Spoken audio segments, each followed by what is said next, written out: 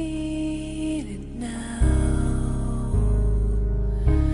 It's all around me, a silent voice I can't deny.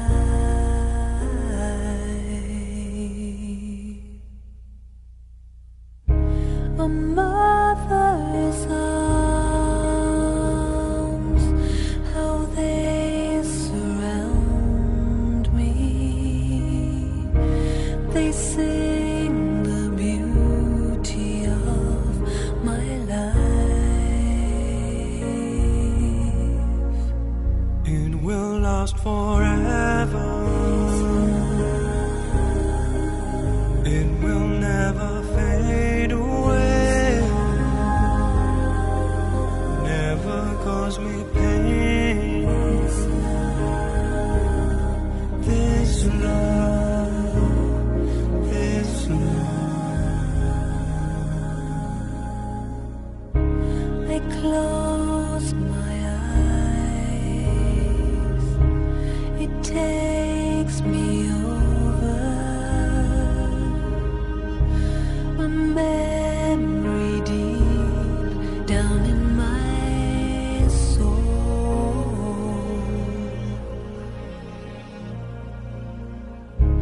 and safe from harm to be beside you. A light will shine upon the world. It will last forever. Om Shanti. Meetings with double foreigner. This is the Avyakta Murli of 18th January 2007. You are good. Bapdada feels that you have courage. Now, just a little bit of subtle realization is needed. You do realize, but now have realization in a subtle way and become number one. Is this all right? You are number one, are you not? You are not number two, are you? You are number one. At least nod. Acha. Bapdada likes it. When the groups of double foreigners continue to come in Madhuban, Madhuban becomes decorated. So Baba is happy that you have got courage. But now a bit of subtle realization is needed. You do realize, but now have realization in a subtle way. It is said that when Buddha got liberated and he reached the door of heaven,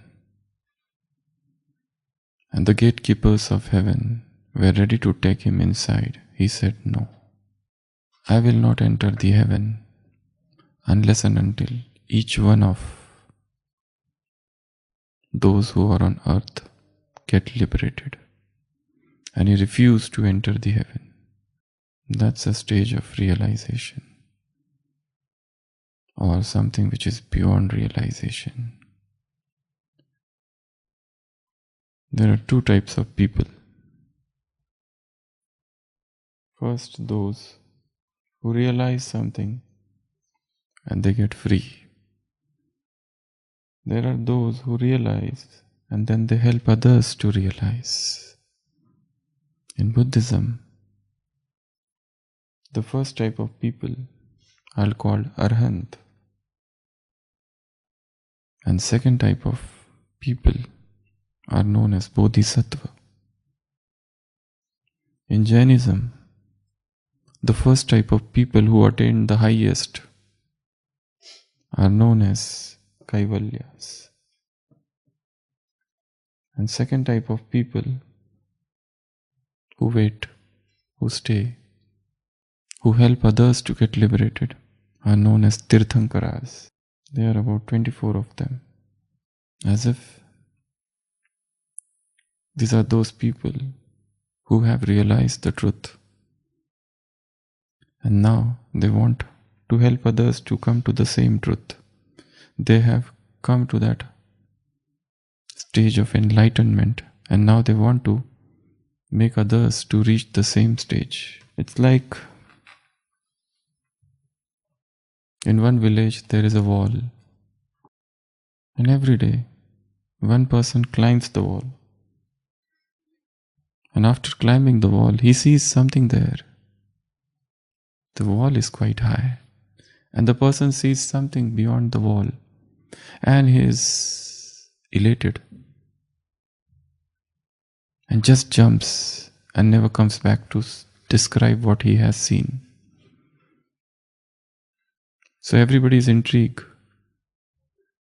curious to know what exactly is behind this wall, because anybody who climbs the wall sees something, but that person never comes back to describe what is beyond the wall.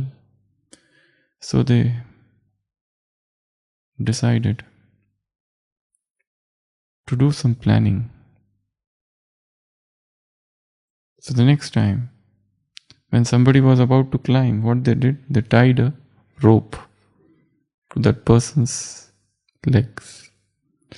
And the moment that person reached here, he saw again, he was delighted, exhilarated to see something there. And he was about to jump, but the people who were on this side, they pulled him down. And he fell down. And they asked him, "What you saw? Tell us." But by the time he fell down, that person had become mute, dumb, and now he cannot describe. This is the wall of relative consciousness. There is an absolute consciousness there. Once you enter there, you don't come back to describe what you have seen. But there are some souls who choose to sit on this wall. For what reason? Not for their own self. To liberate others. So our dadis were sitting on that wall, or rather are sitting. Janki Dadi was sitting on that wall of relative consciousness, just to help others to see what is beyond that wall. Gulzar Dadi was sitting on that wall, the wall of relative consciousness, just to describe others what she saw there. Even then, it's not necessary that these all people will understand, even if they describe what is beyond that, because that stage is avyakt, unmanifest, highest.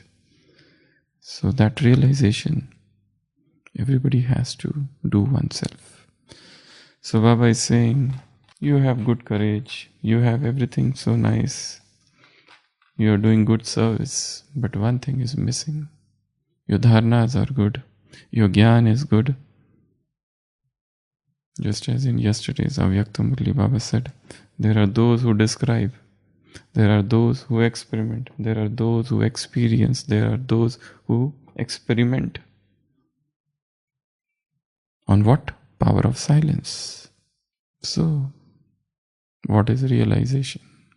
Now that is the question. Baba says, enter into the depth of realization. Enter into those subtle realizations. And the more you enter into those subtle realizations, person comes to the stage of egolessness. There are no claims for greatness. There are no claims for any speciality, any qualification. The higher, the deeper one enters into those realizations, one realizes that all that he was clinging to are but superficial nothings. If this is the circle, this is the point. The more we enter into ourselves, we realize that whatever that is on the surface is a superficial plaything. Service, knowledge, claims of dharnas, I am this, I am that, claims of virtue, ego of purity, ego of seva. Everything is on the surface. Relationships, money, house, businesses, jobs. This everything is on the surface, on the periphery, on the circumference. Realization is the journey within. Realization is the journey from the circumference to the center. Realization is the journey from the circumference of body consciousness to the center of soul consciousness. This is the soul consciousness, this is body consciousness. Here are claims, here is ego, here is I, mine, attachments. To realize that we are nothing. To realize that whatever I have is just a gift from above. Whatever I possess, in fact, nothing is mine. So why should I cling to them, or rather, one is clinging, another is to have a subtle ego about them. So I realize these things and they are going beyond. I am going beyond them gradually. I am entering a point of soul consciousness. I am entering a point within myself where all these things disappear. This Indian mystic, Kabir, describes it. Herat herat hai saki, raha Kabir hirai, boond samani boond mein, sokat heri jai. He says, I was searching and searching and searching. The drop was searching and searching the ocean. And one day, the drop dropped into the ocean. And it felt as if everything is achieved. But now Kabir says that was my illusion. That was not the truth. This is the drop. And this is the ocean. The drop dropped into the ocean and became one. And I felt I have achieved the ultimate, the highest. But at the time of death, Kabir calls his son Kamal and says him, I need to change this statement now. It's not so. So what is the correct statement then? Boond samani samudra mein, sokat heri jai. It's not the drop that has become one with the ocean, but it is the ocean now the ocean has moved into the drop, and there is an explosion in the drop. It's not the drop which has gone into the ocean, but the ocean has filled the drop. So where is the drop gone now? Drop has disappeared. Drop doesn't stay anymore. The ego has dropped. The drop has dropped into the ocean. So this is the ultimate realization. That whatever I have, whatever I do, Baba calls it the stage of egolessness. What claims? Claims about what? That I am something special. I am very special. That claim is gone. I possess something. That claim is gone. Some claim of some power, some genius, some knowledge. You reach a stage where you know that you have become zero. So the first realization is this: I am nothing. It's a journey of the drop into the ocean. I am a voyager, a traveler. And the more I move further ahead, I realize that a particular thing which I thought is helpful in my progress, it now appears like an obstacle. I feel that this particular thing or object is very helpful in my progress. I move ahead and I come to the realization, now that very thing is an obstacle, and I give it up. This is realization. And this is a very subtle process. If somebody tells me give up this particular pen, I will say no, it is very helpful for me. I do a lot of writing and that is doing so much seva. This is my strength. But gradually I come to a point where I realize that this pen is an obstacle. If somebody tells me, my ego fights with that person. But as I deepen my journey of self-realization, all those things, all those objects to which I cling to, they appear to me as the greatest obstacles. And I then don't make any attempt to give them up, but they drop just as dried leaves. So this is realization. I will call it second realization. The third, it's a journey. Mystics around the world describe spirituality in 4 stages. What are those 4 stages? First stage, flowering, where you start becoming aware of your innate spirituality, where you start becoming aware of your different nature, where you start becoming aware of that real you and not this phony, artificial, pseudo I, but the real I. The journey towards real I begins. And this real I has nothing to do with outside processions, titles, wealth, position, relationships, service even. Nothing. This is all outside, on the surface. The real I is entirely different from everything. So the journey begins, and the beginning of the journey is known as flowering. First stage. Second stage is awakening. You start getting awakened. An awakened spirit, a mindfulness all the time that stays. Even where you are sleeping, the mind is as if awake. As if you feel, I am not sleeping but somebody else is sleeping and I am still awake. And throughout the day, a subtle awakening stays.